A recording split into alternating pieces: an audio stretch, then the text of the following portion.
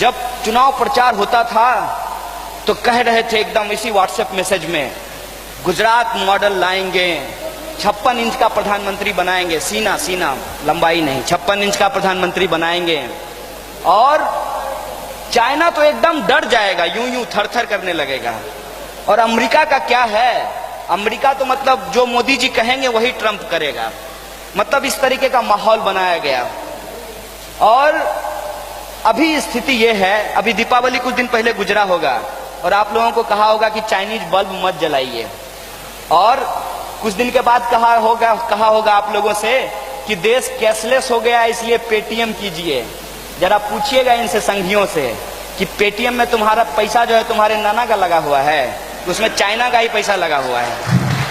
तो ये एक माहौल बना रहे थे कि पूरे देश में जो है, पूरी दुनिया में हम सबसे ताकतवर हो गए हैं। एक बड़ा मजेदार प्रश्न पूछा जब कह रहे थे कि पाकिस्तान को आतंकवादी देश घोषित करो, आतंकवादी देश घोषित करो, तो एक पत्रकार धीरे से बोला कि आप क्यों कहते हैं कि अमेरिका को आप घोषित करो, आप ही क्यों नहीं कर देते हैं। मतलब यह है कि तमाम तरीके का जो नॉन इशू है, जिस इशू से इस देश का कोई लेना देना नहीं है, वो जो फालतू इशू है उसको टीवी का प्राइम टाइम बना दिया जाता है। मसलन एक तरफ कहेंगे कि हिंदू महिलाओं को 10 बच्चा पैदा करना चाहिए, दूसरी तरफ कहेंगे कि मुस्लिम महिलाओं के ऊपर बहुत अत्याचार हो रहा है और यह जो 3 तलाक उनके साथ होता है वो उनके अधिकारों का हनन है। चलिए मोदी जी मान लेते हैं आपकी बात, उन्हीं की बात मान लेते हैं थोड़ी देर के लिए कि 3 तलाक जो है वो मुस्लिम महिलाओं के साथ उनके अधिकारों का हनन है, और हिंदू महिला 10 बच्चा पैदा करे ये उसके अधिकारों का हनन नहीं है। मतलब वो औरत नहीं है, बच्चा पैदा करने की मशीन है। आप कौन होते हैं, आप कौन होते हैं ये बात तय करने के लिए कि कौन किसको तलाक देगा, कौन किसको तलाक नहीं देगा, कौन कितना बच्चा पैदा करेगा, कौन कितना बच्चा पैदा नहीं करेगा, किसकी घर वापसी होगी, किसका लब जहाद होगा, कौन क्या खाएगा और कौन क्या पहनेगा, ये तय करने वाले आप कौन होते हैं। तो कहते हैं कि हमको बहुमत मिली है, हमको 283 जनता ने दिया है, हम देश के प्रधानमंत्री हैं। अरे तो आप देश के प्रधानमंत्री हैं, देश के अंदर जो नैतिकता के नाम पे आप रियल इश्यूज को भटकाने की साजिश कर रहे हैं, इस पर कोई सवाल खड़ा करेगा कि नहीं खड़ा करेगा। और सवाल जब हम खड़ा करते हैं तो क्या पूछते हैं, हम कहते हैं कि 3 तलाक के ऊपर आप अगर विमर्श करना चाहते हैं, यूनिफॉर्म सिविल कोड के ऊपर विमर्श करना चाहते हैं, इस देश के अंदर राम मंदिर होना चाहिए कि नहीं होना चाहिए इस पे विमर्श करना चाहते हैं, वो एक मसला हो सकता है। लेकिन आपको मैंडेट किस लिए दिया गया था? आपको मैंडेट दिया गया विकास के नाम पे, आपको मैंडेट दिया गया कि हम सबका साथ करेंगे, सबका साथ सबका विकास करेंगे, आपको मैंडेट दिया गया कि आप महंगाई को कम करेंगे, आपको मैंडेट दिया गया कि महिलाओं के ऊपर होने वाले अत्याचार को हम कम करेंगे, आपको मैंडेट दिया गया कि इस देश के अंदर भ्रष्टाचार बहुत है, भ्रष्टाचार को खत्म करके हर एक इंसान के खाते में 15 लाख रुपया पहुंचाएंगे और देश के अंदर प्रॉस्पेरिटी को लाएंगे। यही मुद्दे थे। मेरे ख्याल से आप लोगों को भी याद होगा, याद नहीं होगा तो जाकर के एक बार फिर से मोदी जी का 2014 वाला भाषण सुन लीजिएगा, जिसमें हर जगह जाकर के वो यही बोलते थे। और जब चुनाव जीत करके आए हैं, एक एक सवाल पे बात कर लेते हैं। सबसे बड़ा सवाल क्या है?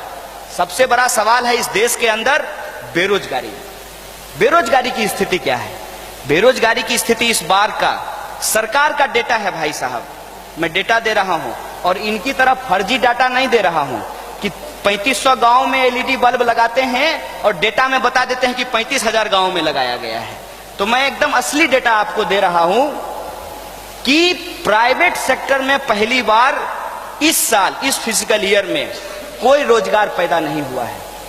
और अजीम प्रेमजी का जो संस्थान है इन्फोसिस, जो अपने एम्प्लॉय को सबसे ज्यादा वेज देता था, सबसे ज्यादा फैसिलिटी देती थी और कभी भी उनको हायर एंड फायर नहीं करता था, उस कंपनी ने 9,000 एम्प्लॉय को बाहर किया है।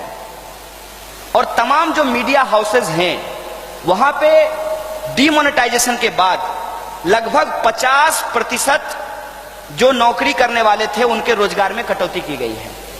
सरकार का आंकड़ा है कि इस देश में लगभग 6 से 7 लाख इंजीनियर हर साल बनते हैं और पिछले साल 1,35,000 रोजगार पैदा किया गया। मतलब हर साल 2 करोड़ का रोजगार पैदा करने का इनका वादा इनकी तरह ही झूठ है। दूसरा सवाल है महंगाई का। इस पे तो हमको ज्यादा कुछ बोलने की जरूरत नहीं है।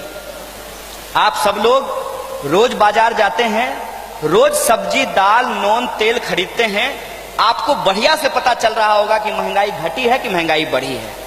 मेरी जानकारी के हिसाब से महंगाई बढ़ी है। हो सकता है कि संघियों के लिए घट गई हो, लेकिन देश की जनता के लिए तो महंगाई बढ़ गई है।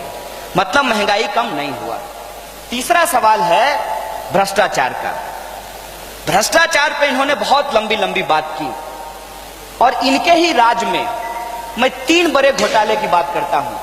पहला, मध्य प्रदेश के अंदर जो व्यापम घोटाला हुआ, उस व्यापम घोटाले में न सिर्फ घोटाला हुआ बल्कि उस घोटाला को उजागर करने वाले 50 से ज्यादा लोगों की कोल्ड ब्लडेड मर्डर करवाई गई, उनका हत्या करवाया गया।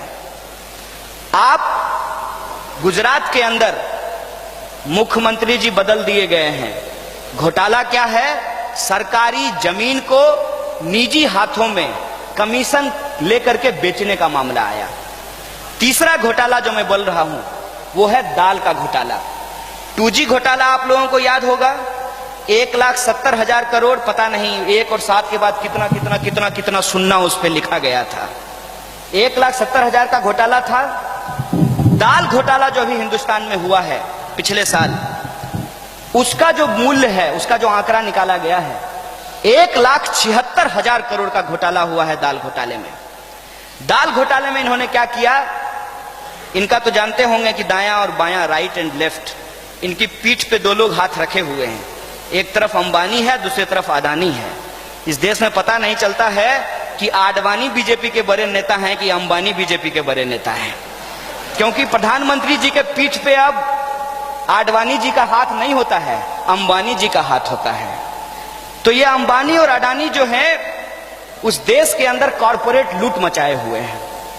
आजकल आप लोग भी इंडिया जी रहे होंगे, जियो इंडिया पे, बढ़िया है, जी लीजिए जी। जैन धर्म का सबसे बड़ा सिद्धांत है अहिंसा, और एक जैनी को पकड़ करके लाया गया है हिंदू धर्म, हिंदू राष्ट्र बनाने के लिए।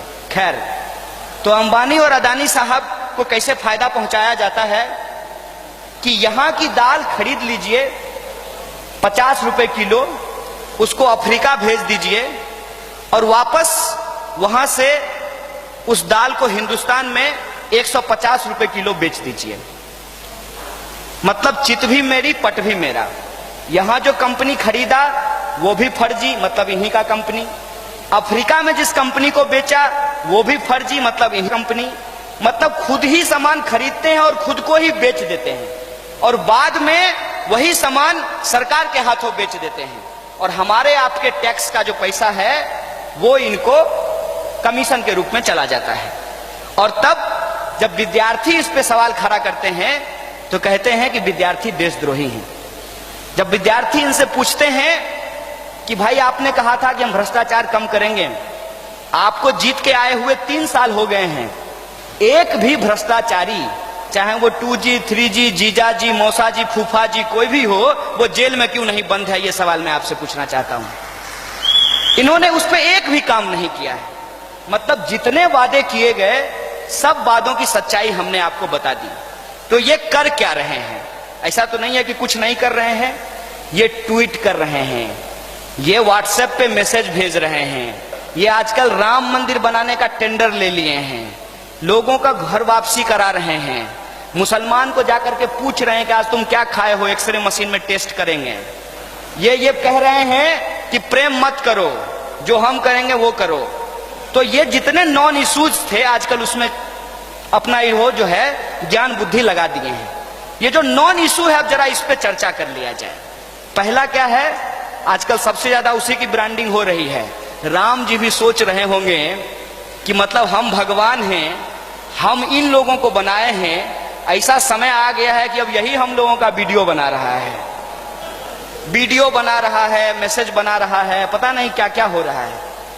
तो जब राम मंदिर की बात होती है तो सहज मन में कुछ ख्याल आ जाता है कि राम जो हैं वो विष्णु के अवतार हैं। आप सब लोग जानते हैं बिहार के लोग बहुत धार्मिक होते हैं, तो विष्णु के अवतार हैं। विष्णु जी को जो मानने वाले लोग होते हैं उनको वैष्णव कहा जाता है, और जो वैष्णव होते हैं वो मांस मछली नहीं खाते हैं और हिंसा नहीं करते हैं, हिंसा उनको पसंद नहीं होता है। इसीलिए एक भजन आप लोग सुनते होंगे कि वैष्णव जनते तेने कहिए पीड़ पड़ाई जाने रे। मतलब वो लोग वैष्णव हैं जो दूसरे के दुख से दुखी होते हैं। तो आजकल दूसरे के दुख से दुखी होने वाले योगी नहीं हैं, आजकल ऐसे योगी हैं जो कहते हैं कि कब्रिस्तान से मुस्लिम महिलाओं को निकाल करके उसका बलात्कार करेंगे, ऐसे लोग योगी बने हुए हैं। तो अब आप बताइए कि क्या इनके जो राम हैं, आरएसएस के राम, वो आध्यात्म मुक्ति और लोगों की भलाई के लिए है, वो मानवता एकता और लोगों के बीच में प्रेम को बढ़ाने के लिए है?